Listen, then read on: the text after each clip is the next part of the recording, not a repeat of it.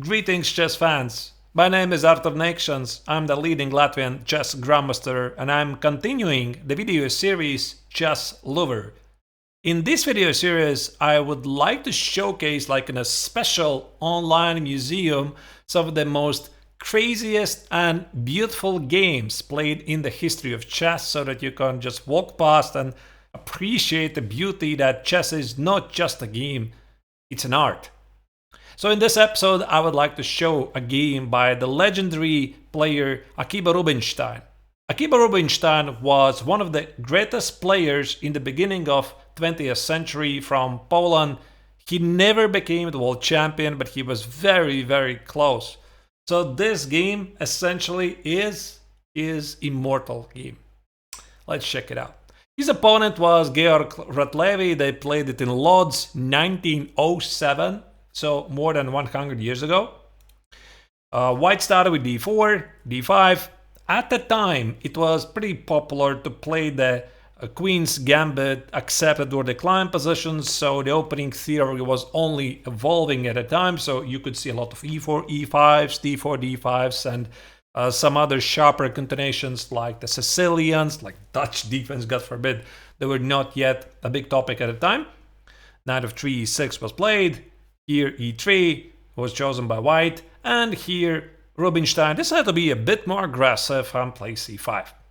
White responded with c4, copying moves, knight c6, knight c3, knight f6. So at the moment we have a complete symmetricality on the board, and actually the game can still go either way. White decided to take on c5, bishop takes on c5, played a3, which by the way feels pretty modern because White wants to play b4, bishop b2, and then maybe at some point take on d5, create a weak pawn on d5. I find actually to be pretty amazing that considering this was the beginning of 20th century, the player with white didn't take on d5 automatically. Rubinstein played a6, which is a typical move for the position because just in case he's ready to escape with the bishop on a7, should such a situation arise.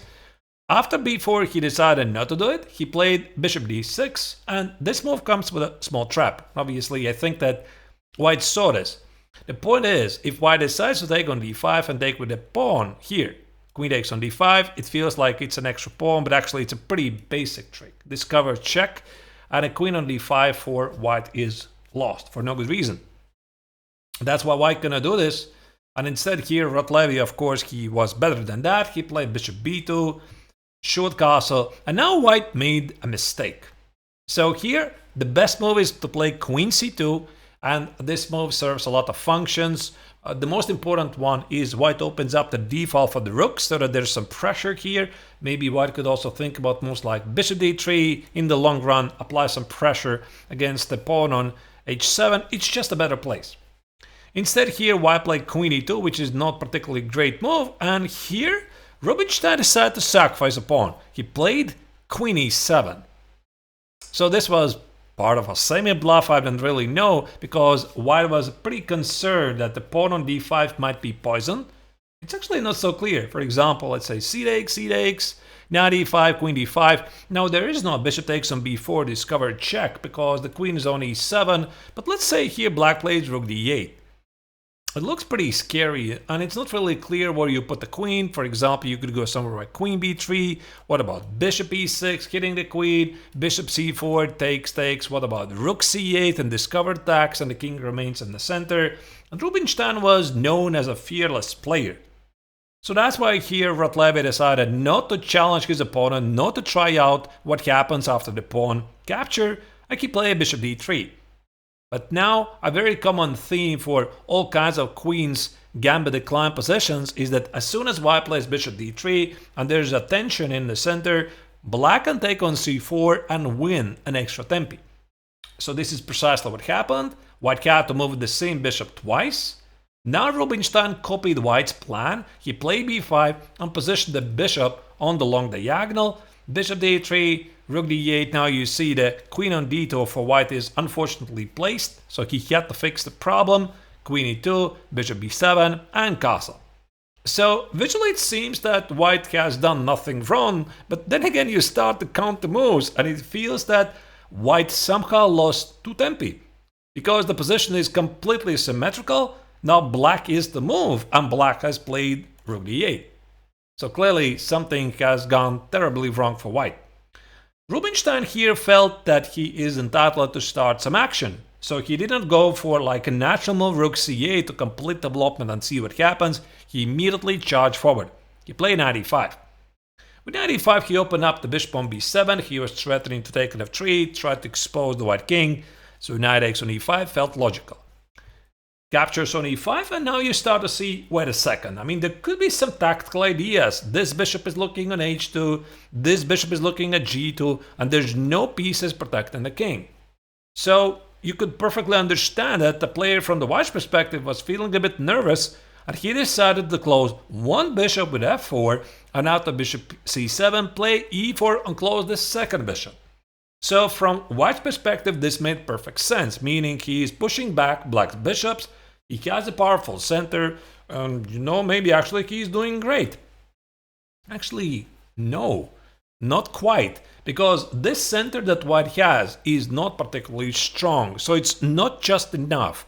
You take a center with your pawns, but you should have proper backup, the pieces that support it, and those white pieces where they're positioned right now, they don't really support. Most importantly, there's some dark square weaknesses in the position, and the bishop for white is on b2, so it's clearly not doing the job it's supposed to. So here, Rubinstein played rook c8, completing development, and white lost his guard. So he should have been more careful here and played something like rook d1, but black would have still been better after bishop b6 check, bishop d4, asking some questions here, and after rook c1, e5, counter-striking in the center. Now it already feels that if somebody can be better here, it's only black. So it didn't happen because here Rotlewi felt he can go for an attack in the center like e5, and his idea is to play knight e4 and knight g5. It felt great. What he missed was Rubinstein's very nice move. Bishop b6 check, look at these two bishops here. King h1, and not knight e5. That was probably expected by white, because again after knight e5, knight e4, this knight is heading to d6 or g5, and there's some attacking ideas on h7, so it feels pretty good. What he missed was this very powerful move knight g4. And now white was like, uh-oh, what should I do now? Because now if he takes on g4, there's rook takes on d3. So these minor pieces for white suddenly don't do a thing. Black has incredibly strong bishop pair, so the position for white is just terrible. And if white plays here knight e4, there's queen h4. And there's some very cute ideas, like after h3, you can sacrifice on d3. If you take on d3, you take on e4. And if you take on e4, there's the first beauty of this game, queen g3. So it's queen h2 checkmate on the board, white accepts the knight, and you go back. It's a mate. There's no king g1, the bishop on b6 covers the escape route. So just one of the many beautiful lines, one of the first ones. So white can do all of those things. And white instead play a bishop e4. He's like, okay, I gotta cover this bishop on b7. Now Rubinstein's queen h4 made perfect sense. He's threatening with a mate. And now white doesn't really have any satisfactory response, because if he plays h3, and now queen g3 doesn't work, but there's a very powerful move, rook takes on c3, threatening with rook takes on h3. Of course, white has to accept the rook. Now comes bishop takes on e4. This idea you already know, queen g3, queen h2. And if white goes here, you trade it. You played rook d3. It's just unbelievable. Look at these two bishops. It's not only the bishop on c3 under attack, there's a sneak checkmate, rook h3 threatening. Yeah, and white has to give up the bishop to avoid a mate. So for example, let me just show it on the board, mate. Very unusual. So there's many cute lines, and white is unable to defend against them. For example, queen g4. It feels like white is holding on. No. Rook takes on h3. Queen h3, bishop e4, rook d2, everything starts to fall apart. And actually, black doesn't take the bishop on b2. He gives a check. He gives a check and just checkmates with the bishop like a boss. So that was really fascinating, but you're going to see the best is only coming. So instead, white cannot play h3, so the big question is what happens after g3, right? So it seems that black has miscalculated. The queen is under attack and the bishop is under attack, so you have to retreat, right? Well, there's a queen sacrifice, rook takes on c3. So at the moment, black has 3 pieces under attack. Well, what to do? So obviously, bishop takes on c3, bishop e4 is not really so difficult to calculate, right? So queen e4 is a checkmate on h2. You could do this, and also you could play rook f3. There's going to be bishop 3, queen f3, queen h2, checkmate on the board. This part is pretty obvious. But what happens if white just takes the queen? Now comes one of the most incredible moves I have ever seen in a chess game. Rook d2. So when you look at the position, white is down a queen for a minor piece. White has 1 rook under attack, 2nd rook under attack, the knight under attack, and the bishop under attack. And yet white can't do a thing.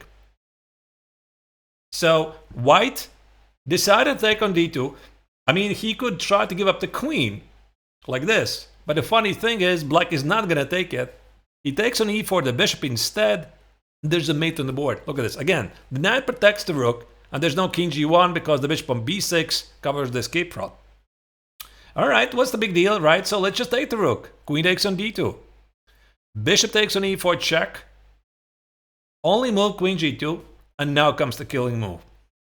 It feels that like this is it. I mean, bishop g2, king g2, rook c2 check, king g3, the knight on g4 is under attack. If you take the bishop on b2, white is going to survive. Now comes the move. Rook h3. That's it. So there's no defense like from the mate at all. And when you look at the board, black is down so much material. He's down a queen, a full queen. And then he has 2 minor pieces for the rook. But white is simply powerless to stop one single move. So here, white resigned. Because he can't take on g4, he can't take on h3, that's a pin. If he takes on e4, that's a mate on the board. Again, king g1 is impossible because the bishop on b6 is covering the escape route. That's it. So this is Rubinstein's Immortal game. And I don't think that historically you're going to find so many games. Actually, there are a few, so this is not the only one. There are a few when one of the players sacrifices like half of his army. He has at some point basically every single piece under attack, and yet the opponent is completely powerless to do anything. That's what makes chess really fascinating. I hope you enjoyed this game. Definitely there will be more games coming, but first and foremost, if you liked the video, please do not forget to press like, write your comments, what do you think about this game, maybe some of the other games of Rubinstein comes to your memory, and of course, if you enjoy my content, please consider subscribing to my channel. Thank you for watching, Arturs signing off.